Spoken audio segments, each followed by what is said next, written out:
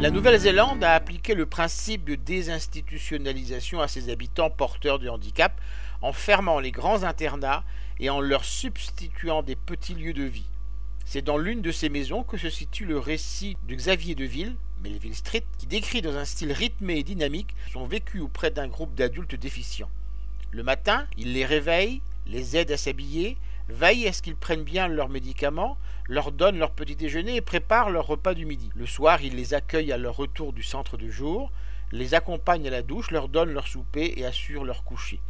Derrière cette routine apparente, on découvre des êtres singuliers et attachants, et le fonctionnement parfois ubuesque de l'institution gestionnaire, démontrant l'universalité de la problématique du handicap et de sa prise en charge. Nous faisons ainsi connaissance de Tommy dans son fauteuil, qui se réveille tous les jours dans un océan de pisse, de Tommy debout, autonome mais attendant chaque matin sur son lit qu'on veuille bien lui mettre ses chaussettes, d'Aquatic John, jamais autant dans le bonheur que sous sa douche, de Caroline, refusant systématiquement de prendre ses médicaments, de Chesley, aimant tripoter les seins de ses amantes, et de Mike totalement muet. Et puis, il y a les manies institutionnelles, la réunion mensuelle, déroulant une litanie de questions auxquelles les adultes ne répondent pas, n'ayant pour la plupart pas accès à la parole, les sorties limitées par la nécessité de faire des économies, les repas insipides composés avec seulement 2,50 € par jour, les stratégies des salariés pour accroître leur maigre salaire en prétextant des interventions de nuit, la fiche d'auto-analyse destinée à aider à résoudre par soi-même des problèmes rencontrés, une galerie de portraits et de situations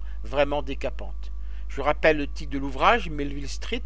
L'auteur en est Xavier Deville. Il a été publié aux éditions Sulliver en 2015 et est vendu au prix de 15 €. Vous pouvez retrouver le texte de cette critique dans le numéro 1187 de Lien Social.